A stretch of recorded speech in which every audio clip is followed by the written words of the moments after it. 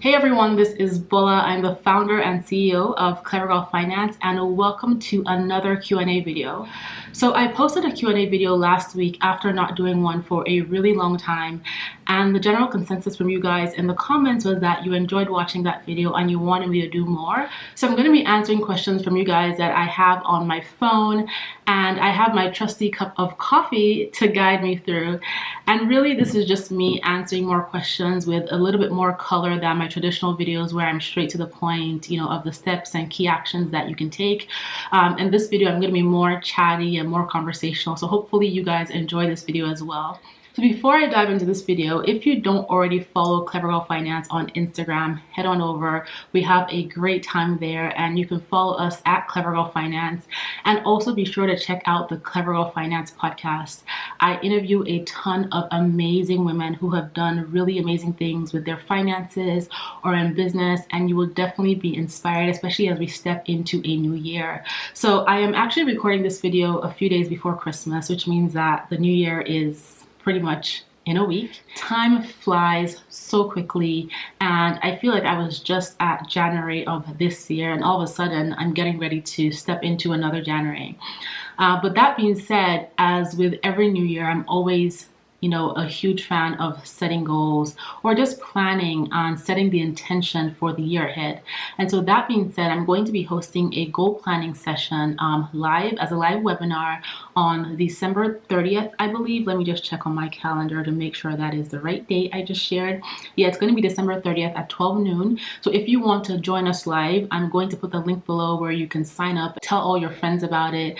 And really what this session is it's a working session where I will sit down, and so will you guys. Get your notebooks out. We're going to talk about how to set goals with intention for the year and the decade ahead, because 2020 is really a new decade, right? So I'm excited about that. And if you want to join us, I will put that link below. So now let's get into some of the questions that you guys sent. And as you watch this video, if you have a question that you want me to answer in another Q&A video, feel free to leave your questions in the comments below.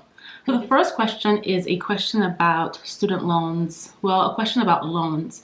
And it is, do you recommend paying off the biggest loan first or the one with the highest interest rate?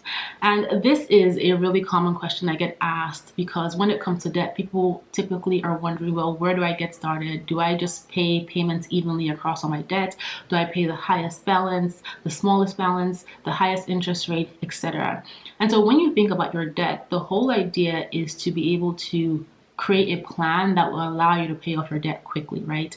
And the way you can pay off your debt quickly is by minimizing how much interest you're paying on the debt, right? So interest is typically compounded on your debt depending on what agreement you have, either daily, weekly, monthly, etc.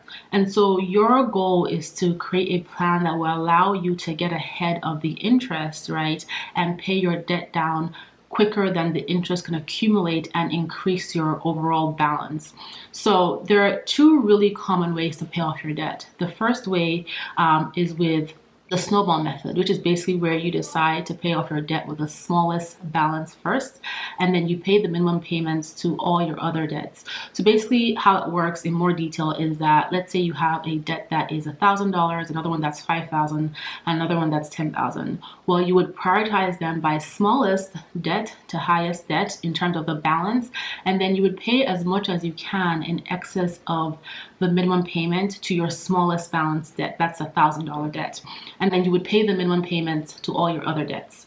Once that smallest balance debt is paid off, then you would take all the money you were putting towards that smallest balance and then apply it to your next smallest balance debt, paying the minimum payment to the others. The other method is the avalanche method, which is basically you organize your debts by highest interest rate, and you focus on paying your debt that has the highest interest rate first, right, while you are making minimum payments to all the others. So basically it's very similar to the snowball method, where you pay as much as you can in excess of your minimum payments to that debt that has the highest interest rate, and then you pay the minimum balance to all the others. And then once that highest interest rate debt is gone, you take all that money and you put it towards your next highest interest rate debt, paying the minimum to all the others, and then you go down the line that way.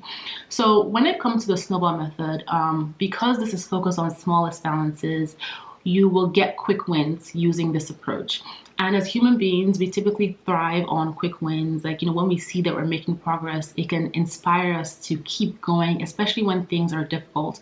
So that's a great approach to take if you are in the space where you're just starting to figure out how to pay off your debts work. So when it comes to whether you should pay off the highest balance or you should pay off the highest interest rate, the goal here is that you want to focus on paying as much more than the minimum as possible, because this will minimize how much interest is being compounded on your debt every single month, and in turn help you see the impact when you're making those extra payments on your principal balance. So you'll see your principal balance start to go down. So this question is about real estate / home ownership, and it is from a viewer from London. Hi. And I'm just going to read what she asked. So, as a prospective first-time buyer, I'm stuck between buying a flat and a house. I know it's ultimately a personal decision, but any insights will be helpful.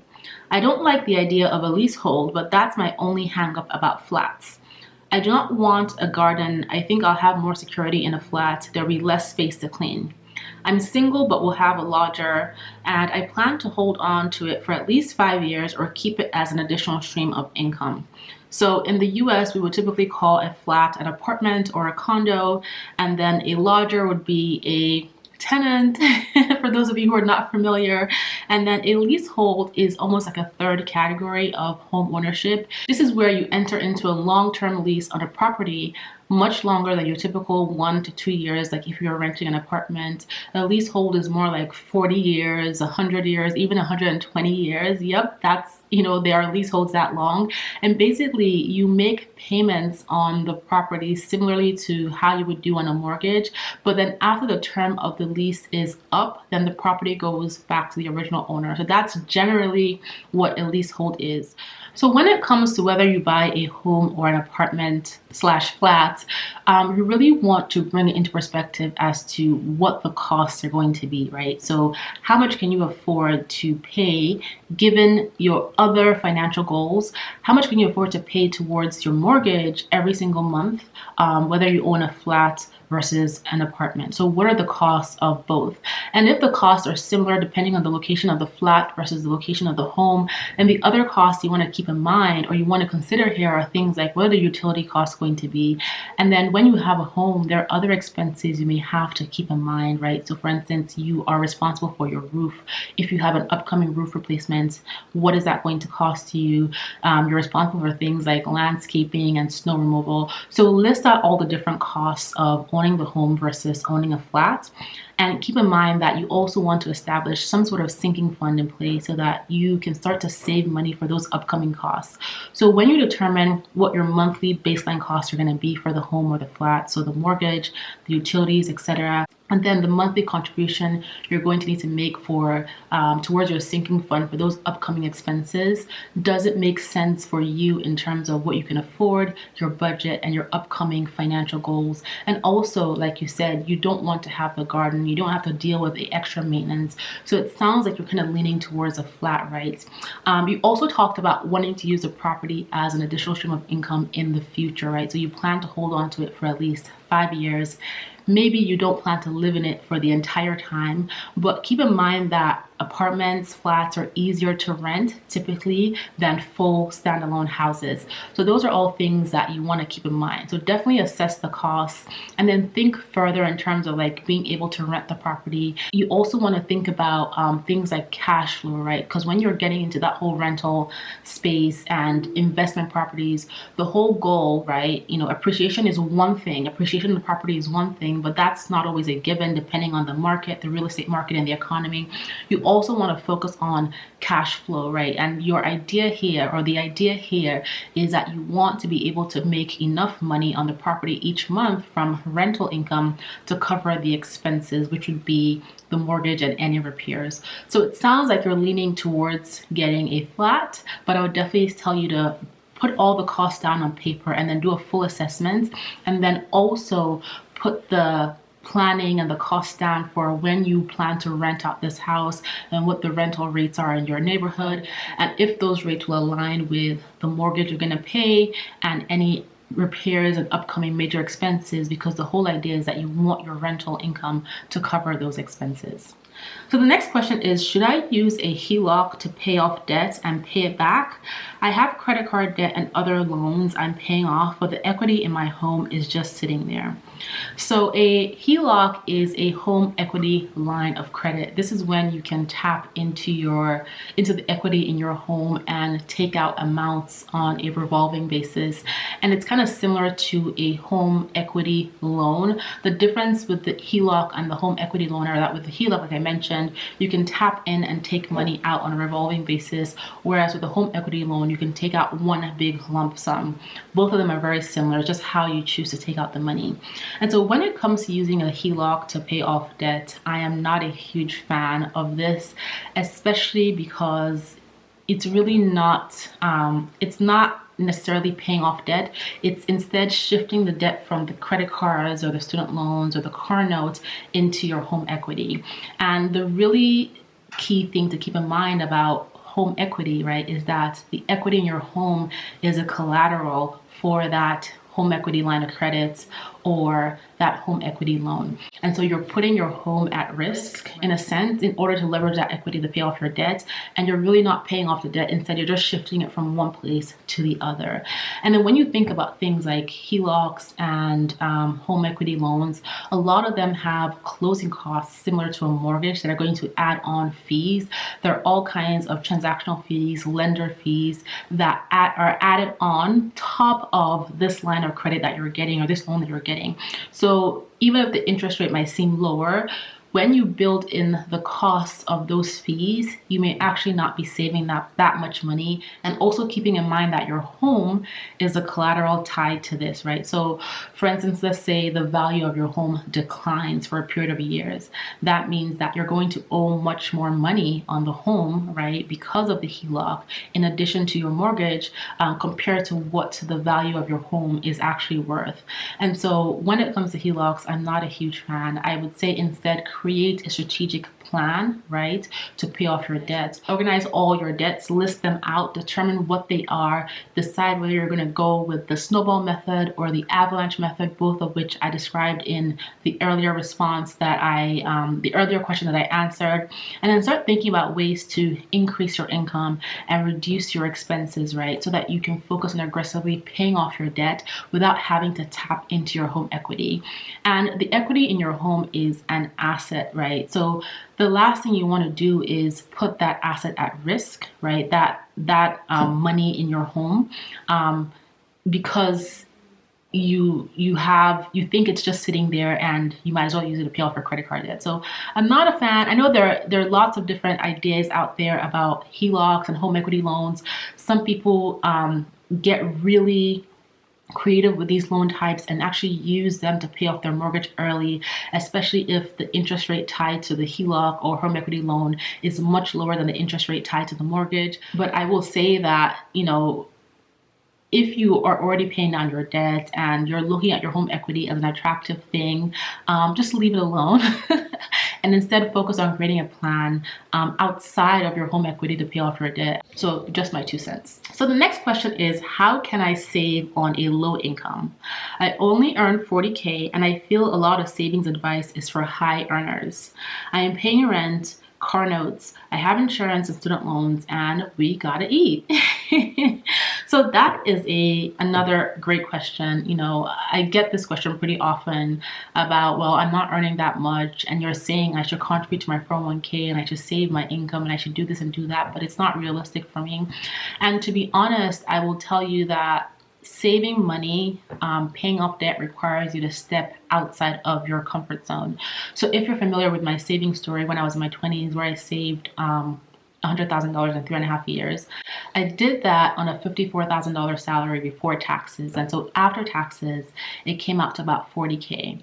And granted, at the time, I didn't have any kids. I was single, but I was working in New York City. I had a mortgage and I had a small car note, but I was still able to get really creative in order to save. But I will tell you that it definitely required me stepping outside of my comfort zone and really getting a handle on my expenses. And in addition to that, thinking about ways to increase my income. So when it comes to saving money on a $40,000 salary, I definitely believe it is possible if you're willing to get out of your comfort zone and be strategic in terms of looking at your expenses, taking a hard look at your expenses, but also on the flip side, focusing on what ways you can increase your income, because at the end of the day, there are only so many ways in which you can reduce your expenses. You have to live somewhere, you have to get to work, you have to eat, etc., right? So when you think about the expenses, you talked about having car notes. Can you downgrade your cars, for instance? You talk about paying rent.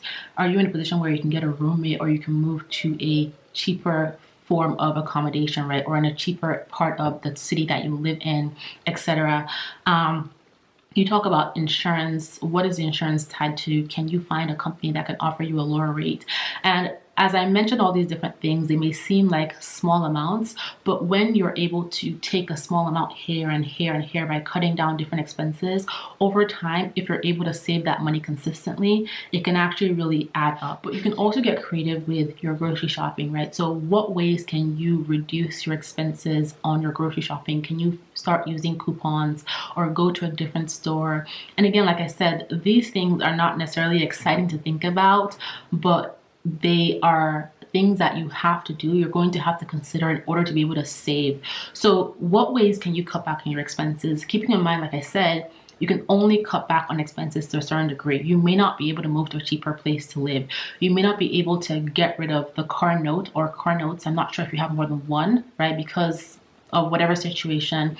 And you may not be able to do much about your student loans because you have to make those payments. So once you assess those expenses and you see what you can change, even if it's small things like how much you're spending eating out, buying lunch, things like that, you definitely want to consider them. So pull back your bank statements for the last 3 to 6 months and just see how you spent your money. And also, it could be helpful to keep a spending journal to see how you're spending money on a day-to-day basis, right? All these little things, they really do add up. Once you've done that full assessment on your expenses, then you want to focus on ways that you can increase your income so that you can save more money. And that's one of the things that I did. I focused on increasing my income, and I did that by starting a photography business. And I'll put that link somewhere on this screen. But what can you do? Can you get a part-time job, right, to support your current full-time income? Can you start applying to full-time jobs that are going to pay you more money? Can you start a low-cost side hustle that will bring you extra money? Can you look around your kitchen, your closet, and put things on Facebook Marketplace or eBay or Poshmark, or take them to your local consignment store to help you bring in additional income? Again, these are all things that you're going to have to consider from an expense reduction and an income increasing perspective in order to help you start to save. So don't be discouraged. A lot of advice, yes, can seem like it is focused on people who are making a lot of money. However, once you set the intention and once you start to focus on the different actions that you need to take and you start making progress, you will be able to save. And when you think about saving, it's less about the big amounts and instead more about the consistency. So an old video I did on this channel was how when I was really focused on saving money in my 20s, I drove all the way to the bank to make a $1 deposit. And I did this because I wanted to keep up my consistency and build my habit of saving. And so once you're able to build that consistency, $5 here, $10 here, $100 there, $50 here, $500 there, when you get a bonus or a tax return or a windfall, whatever it might be, it all adds up, I promise. So don't be discouraged. It's okay to start small, but you can definitely save money on a small income. It's all about getting out of your comfort zone, getting creative, and allowing those small amounts to add up. Okay, so the last question is, can you share the lipsticks that you wear? So I wear two of the most common lipsticks in the world, and they are MAC Rebel, which I'm wearing now, and the second one is Ruby Woo by MAC. It is the red/bright red lipstick, and I love these lipsticks. I think they match everything that I wear and they complement my skin tone as a woman of color, so yeah. So thank you guys so much for watching this Q&A video. I do hope that you enjoyed watching this, and if you have a question that you want me to answer in an upcoming Q&A video, definitely leave it as a comment below, and be sure to subscribe to this channel and tell all your best girlfriends if you have enjoyed watching it. Thank you guys so much for watching, and I'll talk to you guys in the next video.